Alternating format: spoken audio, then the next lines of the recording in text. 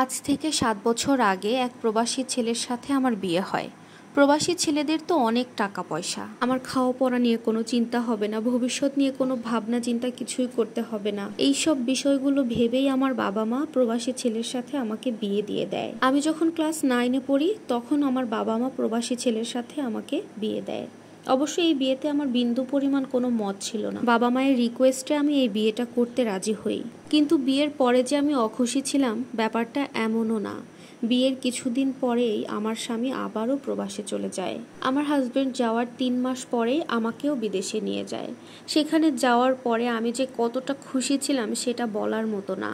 আমার হাজব্যান্ড আমাকে এত বেশি ভালোবাসবে এটা কখনো আমি কল্পনাতেও ভাবতে পারিনি। দেখা যেত আমি যদি কোনো সময় অসুস্থ হতাম, আমার হাজব্যান্ড আমার সমস্ত কাজকর্ম করে দিত। কাপড় চোপড় ধোয়া থেকে রান্না বান্না শুরু, সমস্ত কিছু সে করতো নিজের হাতে। আমরা দুজন সবসময় একসাথে থাকার চেষ্টা করতাম, একসাথে খেতাম, একসাথে ঘুরতে যেতাম।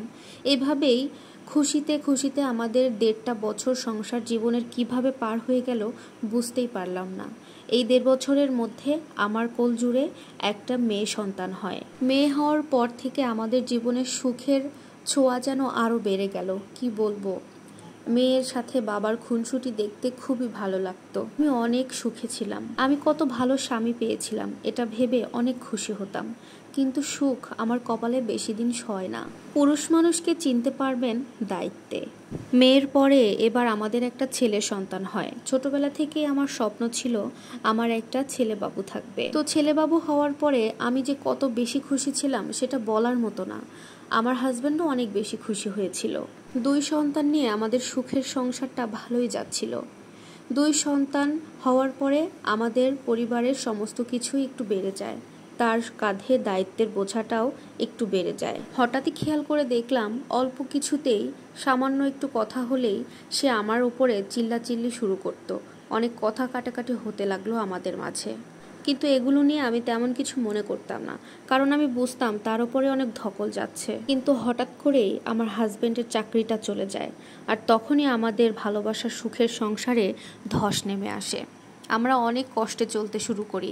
বেশ কিছুদিন কষ্ট করে চলার পরে কোনোভাবে কিছু টাকা ম্যানেজ করে আমরা বিদেশ থেকে বাংলাদেশে। হঠাৎ করে একদিন খবর পেলাম আমার স্বামী নাকি আবারও বিদেশে চলে যাচ্ছে, আর সাথে করে তার পরকীয়ার প্রেমিকাকে নিয়ে যাচ্ছে। এটা জানার 2 দিন পরে আমি আমার হাতে ডিভোর্সের লেটারটা পাই। এখন বলেন তো, আমি এই 2টা বাচ্চাকে নিয়ে কিভাবে কি করে চলবো?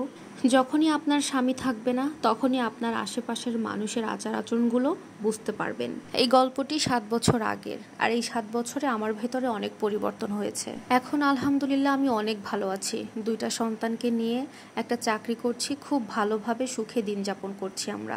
সবশেষে একটা কথা বলতে চাই, কারোর জন্য কারোর জীবন কখনো থেমে থাকে না, আর থামিয়ে রাখা উচিত নয়। এই গল্পটি একটি আপুর জীবনে ঘটে যাওয়া কাহিনী। উনি নাম প্রকাশে আগ্রহী নন। কেমন লাগলো ভিডিওটি অবশ্যই জানাবেন। আল্লাহ হাফেজ।